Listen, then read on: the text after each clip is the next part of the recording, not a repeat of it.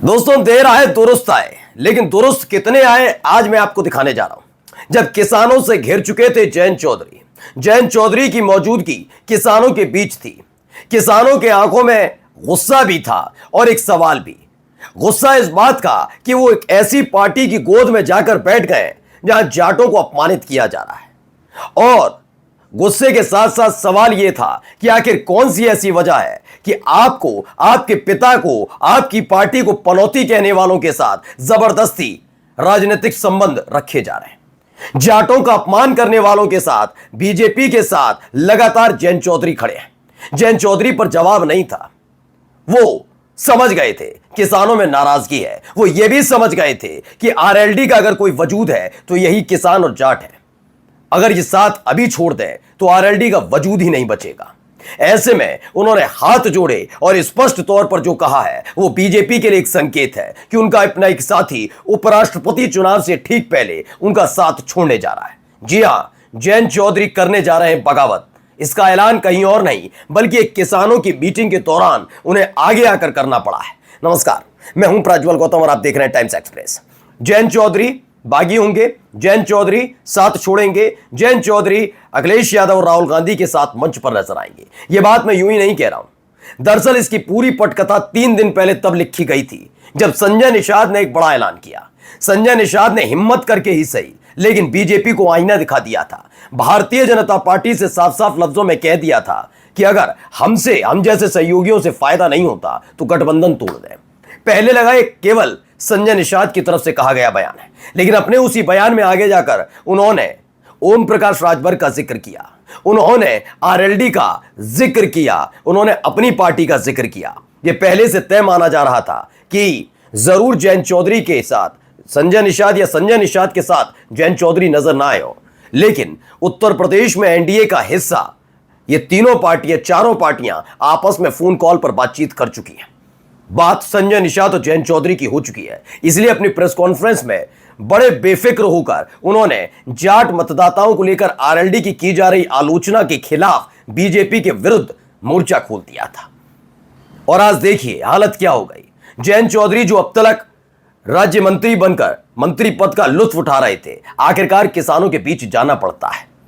किसानों के बीच जाते हैं, उसके बाद क्या हुआ पहले वो देखिए, उसके बाद मैं आपको बताऊंगा कहां से ऐलान हो रहा है कि जयंत चौधरी पार्टी छोड़ने जा रहे हैं, एनडीए छोड़ने जा रहा है। पहले देखिए, सुनिए। नजर है मुजफ्फरनगर के खेत खलियान में, नजर है यहाँ के किसानी करने वाले, मजदूरी करने वाले हमारे मेहनत कश किसान और मजदूर पे नजर है।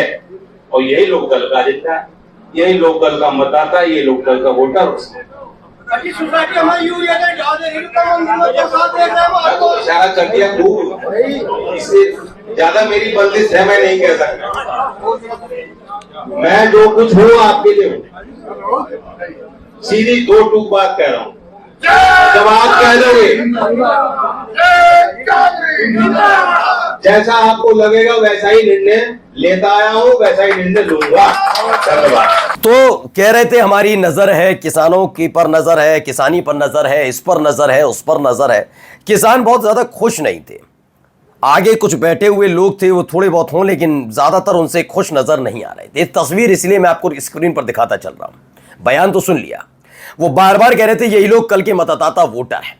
लोग समझ गए बस हम वोटिंग पर नजर आते हैं, हम वोटर के तौर पर नजर आते हैं। वरना अगर आप किसानों की इतनी ही इज्जत करते तो यकीन मानकर चलिए बीजेपी के साथ कभी ना जाते। सोचिए, जब भारत रत्न किसानों के मसीहा चौधरी चरण सिंह साहब के नाम करने का ऐलान किया था, उनको देने का ऐलान किया था बीजेपी ने, तब भी किसानों में उत्साह नहीं था। वो जानते हैं इस बात को कि आज इस वक्त चौधरी चरण सिंह साहब जीवित होते और किसानों के साथ हो रही बदतमीजी, बदसलूकी पर वो बीजेपी की ईंट से ईंट बजा देते। चाहे क्यों ना बीजेपी चौधरी चरण सिंह साहब को भारत रत्न उनके जीवित रहते ही दे रही होती, तभी वो लेते नहीं। ये किसान अच्छे से जानते हैं। मैं अपनी पिछली वीडियो में भी कह चुका था, जो किसानों का भला नहीं कर सकते, किसानों से चिढ़ते हैं, वो कभी चौधरी चरण सिंह साहब का सम्मान नहीं कर सकते। और जो चौधरी चरण सिंह साहब का सम्मान नहीं कर सकते, वो किसान हितैषी नहीं हो सकते। यानी दोनों चीजें एक दूसरे के पैरेलल है। इतना जयंत चौधरी किसानों को नहीं समझ पाएंगे जितना किसान खुद जयंत चौधरी और उनके परिवार को समझते हैं। अब आप सोचिए, बयान दे रहे थे, तभी उनमें से एक व्यक्ति ने सोसाइटी का और तमाम मुद्दे उठा दिए, यूरिया का जिक्र कर दिया। मजबूरी गिनाने लगे जयंत चौधरी। जयंत चौधरी कहने लगे कुछ मजबूरियां हैं, लेकिन आप जो कहेंगे वही होगा। कुछ लोगों ने जयंत चौधरी के नाम पर जिंदाबाद की नारेबाजी करने की कोशिश की, लेकिन उतनी आवाज नहीं गूंजी। जयंत चौधरी समझ गए किसानों में नाराजगी नहीं है, ये भरे हुए हैं। बस इस बात की गनीमत रख रहे हैं कि वो पौत्र किसके हैं? चौधरी चरण सिंह साहब के। वो बेटे किसके हैं? अजीत सिंह के।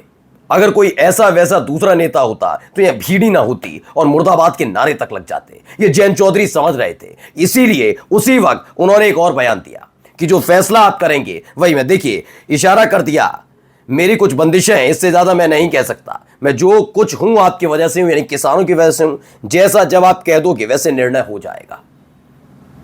आज ये कहना पड़ा है, क्यों? क्योंकि किसानों में नाराजगी है। समझ रहे हैं 27 का चुनाव करीब आ रहा है, 1.5 बरस बचे हैं। और किसान, ये मत सोचिएगा कि किसान आज याद रख रहा है कल भूल जाएगा। वो आज भी सिर्फ आपको समर्थन इसलिए करता है कि चौधरी चरण सिंह साहब से आपकी विरासत चलती है। यकीन मानकर चलिए, यह बात चौधरी चरण सिंह साहब के पौत्र यानी कि जयंत चौधरी समझ चुके हैं। दरअसल पिछले कुछ दिनों से बीजेपी जाटों का लगातार अपमान कर रही है। मैं आपको दिखा रहा हूं। पहले जाट बेटियों वाला मसला हुआ, तब तो चौधरी चरण सिंह साहब के पौत्र यानी कि जयंत चौधरी साहब आरएलडी समाजवादी पार्टी के साथ थी, तो बीजेपी का विरोध कर रही थी। तब उसके बाद जब किसान आंदोलन हुआ तब भी साथ थी। तब तो उन्होंने बड़ी बड़ी बातें की थी। और यकीन मानकर चलिए, मुझे कहने में कोई गुरेज नहीं है कि समाजवादी पार्टी और किसानों का आंदोलन के वक्त किया गया समर्थन, किसान आंदोलन का किया गया समर्थन ने पश्चिमी उत्तर प्रदेश में आरएलडी में जान फूंकने का काम किया था, यकीनन। लेकिन भुनाया इसे किसने? सोचिए, किसानों का गुस्सा किसके लिए था? बीजेपी के लिए। भुनाया पश्चिमी उत्तर प्रदेश में आरएलडी ने, और फिर उसका फायदा पहुंचाने के लिए खुद सीधे बीजेपी की गोद में जाकर जयंत चौधरी बैठ गए। किसान अब भी नाराज है बीजेपी से, लेकिन चूंकि अब 1.5 बरस रह गए तो जयंत चौधरी को किसान याद आने लगे हैं। अब आपको मैं दिखाता हूं हुआ क्या। संजय निषाद का पहला बयान सुनिए। हम लोगों से फायदा नहीं मिल रहा है तो गठबंधन तोड़ दे।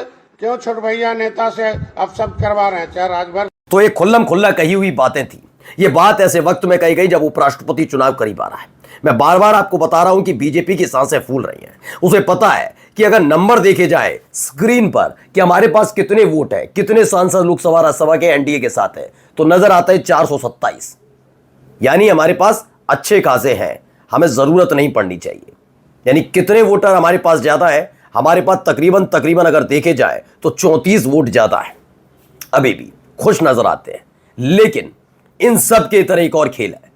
34-35 वोट होने के बावजूद उन्हें पता है कि इनमें से 50 से ज्यादा ऐसे हमारे पास सांसद और लोकसभा और राज्यसभा के सांसद हैं जो कभी भी हमें छोड़ सकते हैं, यानी क्रॉस वोटिंग कर सकते हैं, जिसमें जयंत चौधरी भी शामिल हो गए। जी हां, जयंत चौधरी का यह ऐलान अपने आप में बता रहा है कि जो अपमान अभी हाल ही में धनखड़ साहब का किया गया और उसी के चुनाव है, किसान इसको लेकर खुश नहीं है। जगदीप धनखड़ साहब ने उपराष्ट्रपति रहते हुए किसानों के लिए कुछ नहीं किया, लेकिन जब उन्होंने बोलना शुरू किया वैसे ही उनकी बोलती बंद करा दी गई। कैसे इस्तीफा हुआ और उसके बाद से गायब है। क्या इन्होंने सत्यपाल मलिक के साथ किया? जब जब बीजेपी की परतें खोली ये देखा गया, राजकीय सम्मान तक नहीं दिया। ये जाटों से इतना चिढ़ते हैं। ये मैं नहीं कह रहा हूं, जाटों में नाराजगी है। और अब देख लीजिए, जयंत चौधरी को आगे आना पड़ा, जयंत चौधरी को कहना पड़ा कि किसानों की वजह से, आप लोगों की वजह से ही मेरा वजूद है राजनीतिक। आप जो फैसला कहेंगे, जब कहेंगे, दे दूंगा। और ये पटकथा मैंने जैसा बताया 3 दिन पहले लिख दी गई थी संजय निषाद, ओम प्रकाश राजभर, अनुप्रिया पटेल, और अब देखिए जयंत चौधरी की पार्टी भी बागी हो गई है। नमस्कार।